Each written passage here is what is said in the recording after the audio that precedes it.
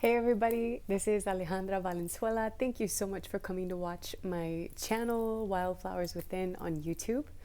I am not at home today, as you can see.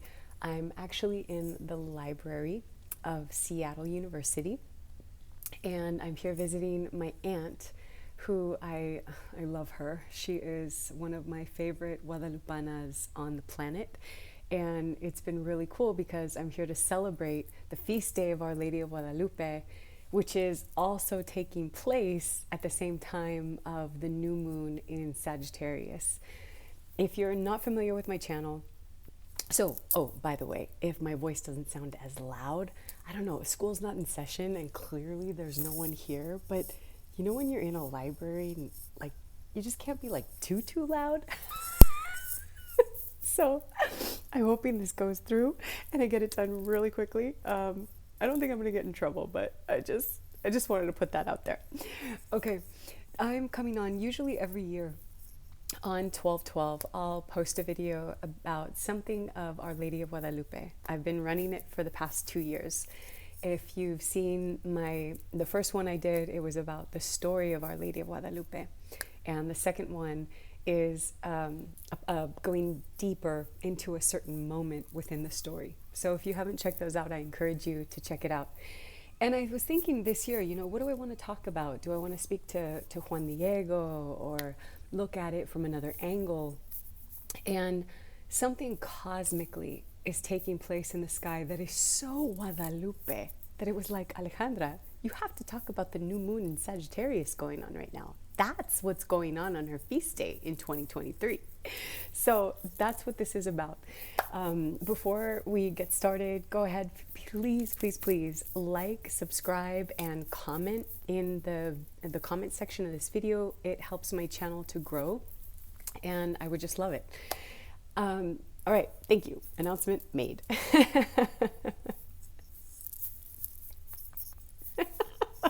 I'm so silly.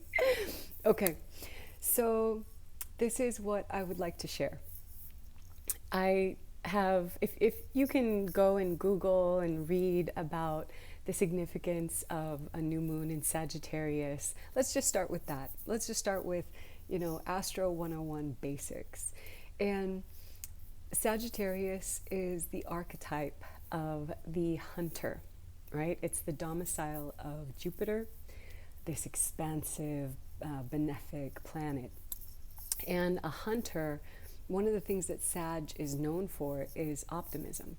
And if you think about the archetype of the hunter, it makes sense that that is a quality that really needs to be embodied, right? If the explorer didn't have optimism, or hope for what it's about to find or go on an adventure for, then what would be the point? So that is the spirit of Sag. It's a fire sign, it's passionate. There's a passion and a drive in this fiery way to go and explore and search. It is about philosophy and religion and spirituality, this great cosmic quest. The question, why are we all here? Higher education, long distance travel, exoticism. It's incredible. So wherever this sits in your chart, wherever the house of Sag sits in your chart, is what the moon is highlighting, and the sun, right? When a new moon comes together, it's the conjunction of the sun and the moon, the two luminaries in the sky. And you can also look at it as the archetype of the divine masculine, the sun, and the divine feminine, the moon. Why is today so freaking special? Let me backtrack and just talk a little bit about Guadalupe and why she is such an amazing story, one of the greatest stories ever told of our cosmic mother. Everything about the Guadalupe story is intentional. If you have seen my first video, the way the story is told is it begins in darkness. Juan Diego is leaving his house and he's going off to seek religious studies, and it's total darkness. Bien de madrugada is what they say in Spanish, like early, early morning, well early in the morning. And it isn't until the sun comes up on the eastern horizon that he hears this beautiful music and doesn't even understand why his body is no longer walking on the path to go where he was headed initially. He's all of a sudden finding himself walking up this hill of Tepeyac, and he encounters the most beautiful apparition of the Great Mother. And she's mestiza, she's indigenous skinned like him, a morena, a dark skinned Virgin Mary. She is backlit by the sun, and everything around her is sparkling in this like lustrous, gorgeous, bright light. Like it looks like it looks like everything is bedazzled, basically, is the vision. And it starts with a song. And the way that the tale ends is Juan Diego presents roses to the bishop as proof that the orders of our Great Mother are to build a chapel here in her honor. And when he lets go of his cloak, of his tilma, flowers of all beautiful varieties that aren't indigenous to the land, they're indigenous to Spain, where the bishop happened to have residence for a little bit. They fall to the floor, and then the apparition of Guadalupe is on his mantle. And that apparition still hangs in the basilica today in Mexico City if you go and visit. It's spectacular. It defies all odds. I mean, there's so many videos I can do just talking about the tilma itself and the actual apparition. One of the coolest things about Guadalupe is the language she was speaking was not just so that the Spaniards would understand her. The entire story, the way it's told, with the beginning of the song and ending with flowers, in Nahuatl, the language of the Nahuatl people, the indigenous people of the land, this combination of song and flowers in their language, when it was combined, it meant the presence of the divine. So even the way the narrative goes, it's so intentional and it's so amazing. And I'm like, oh my God.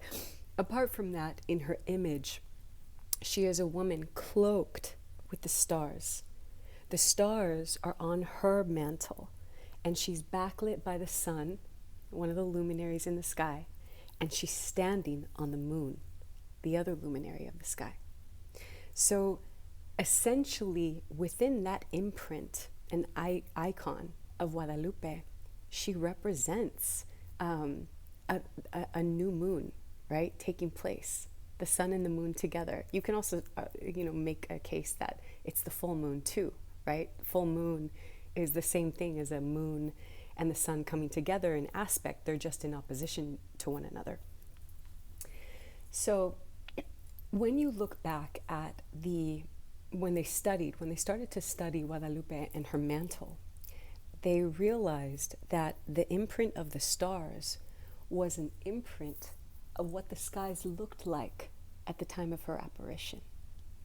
So cosmically, there was some indication and some significance to also pay attention to the stars, which was very big for the Nahuatl people. They were incredible astronomers. I was in Mexico City recently with my family, and you want to know the coolest thing I learned about eclipses and the way that the Nahuatl people, specifically the Aztecs, I'm not sure if also like the Mayans or other indigenous peoples did this, but specifically we were at Teotihuacan with the Aztecs, learning about the Aztecs, and they handed us an obsidian rock, and it was like this disc of obsidian, big. And the guy put it to his eye, and he said, this is the way they studied the sun. And it was like ancient NASA goggles to study eclipses. So we took the obsidian, and I was like, no way. And your eyes are still protected? And they said, yeah. So I took it up and I looked. It was like a monocle, an obsidian monocle, and I'm looking straight at the sun. And it was like a game changer for me. It was so cool. I had to buy one. So the eclipse that's coming in next year, if I'm able to go to a place where I can see it, I'm going to take that obsidian disc and use that to look at the eclipse when it happens. So all this to say that the stars were incredibly important, and an understanding of astrology, astronomy was important to indigenous peoples.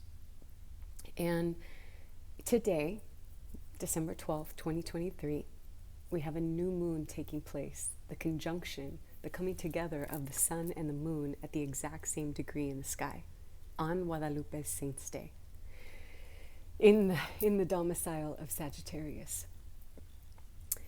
The coolest thing about today, from my perspective, is when I took out my Astro Gold for Mac program, because I wanted to see exactly what time does the apex hit. It showed 3 minutes and 32 seconds. And of course, me being a mystic, and also, I love Jesus just as much as I love Guadalupe. 33, right? 333. I wanted to see if the conjunction still held true, if the seconds were forwarded, and we reached 3 minutes and 33 seconds Pacific Standard Time. And it did. The conjunction of 20 degrees Sag and 40 minutes holds in the sky today, right at 3 o'clock and 33 minutes Pacific Standard Time. Now, why is this so cool and so significant? It's one of the most sacred new moons I think I'm ever going to have. I mean, I don't know what's going to top this. From a mystic's perspective, it is the day of the Great Mother. It is the day of the Cosmic Mother, whose presence still is felt and reigns on this land. You go to Basilica, her energy is there in the tilma that has survived centuries of wear and tear. This was worn by, a poor indigenous man. Fabric of that day should not still be around, but it is.